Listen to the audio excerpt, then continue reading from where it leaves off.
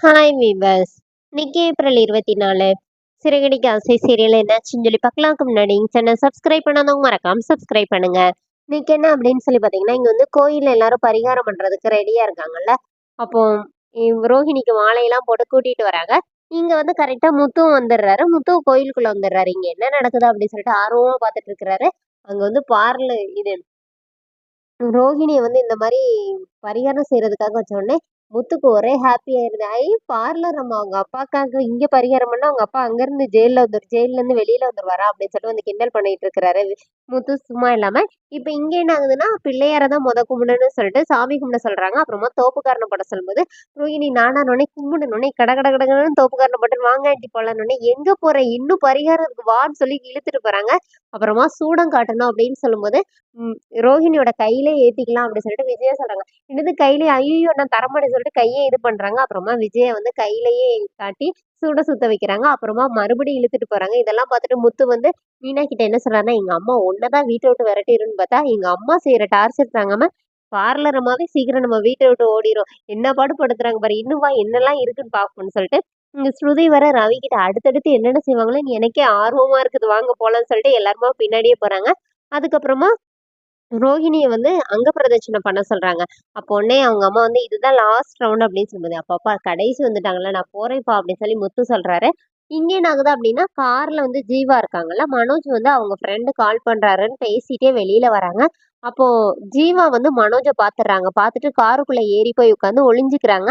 இங்க மனோஜ் வந்து அதே கார்ல வந்து சாஞ்சு நின்னு போன்ல பேசிட்டு இருக்கிறாரு.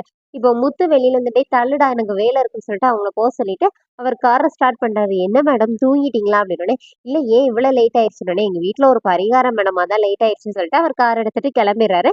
இங்க ரோஹிணி வந்து அவங்களோட பார்லர் வந்துடுறாங்க. வந்தோனே வித்யா கிட்ட அவங்க ஃப்ரெண்டு கிட்ட வந்து புலம்பி தள்ளுறாங்க. இந்த மாரி பாடா படுத்துறாங்கடி அப்படின்னு சொல்லிட்டு அவங்க ஃப்ரெண்டு வேற சிக்கன் சாப்பிடுறாங்க. இப்போ வந்து ரோஹிணி ஓடி வந்து அத எடுத்து சாப்பிட போறாங்க. ஃப்ரெண்டு "இங்க பாரு நீ சாப்பிடக்கூடாது. நீ விரதத்துல இருக்க" அப்படின்னோனே, "இல்லாத அப்பாக்காண்டி என்னடி விரதம் இருக்க சொல்றீங்க?" அப்படின்னோனே, இப்போ அவங்க அம்மா இவங்க ஃப்ரெண்ட் என்ன சொல்றாங்கன்னா, "இங்க பாரு, உனக்கு வேணா அப்பா இல்ல. ஆனா உங்க மாமியார் நினைக்கிறது கரெக்ட் தானே. அதனால நீ இத சாப்பிட்டேன்னா சாமி குத்தமாயிரும் பார்த்துக்கோ" அப்படின்னு. இப்ப வீட்ல வந்து ரோகிணி அப்படியே ரொம்ப பசியில உட்காந்துருக்காங்க. அப்போ மனோஜ் கிட்ட கை கால்லாம் வலிக்குதுன்னோனே, மனோஜ் அமுக்கி விடுறாரு. அதுக்குள்ள விஜயா வந்து, "ஏய் ஏய் நீங்க தள்ளி வா. 48 நாளைக்கு நீ அவ பக்கத்திலேயே போக்கூடாதுன்னு" சொல்லிட்டு வெளியில கூட்டிட்டு வந்துடுறாங்க. இதுல ஸ்ருதி வேற எனக்கு ஃபிஷ் சாப்பிடும் போல இருக்கு அப்படின்னு சொல்லும்போது, "இல்ல வீட்ல ஒருத்தவங்க விரதம் இருக்கும்போது நான்வெஜ் சாப்பிடக்கூடாது" அப்படின்னு சொல்லும்போது, இப்போ முத்து வராரு.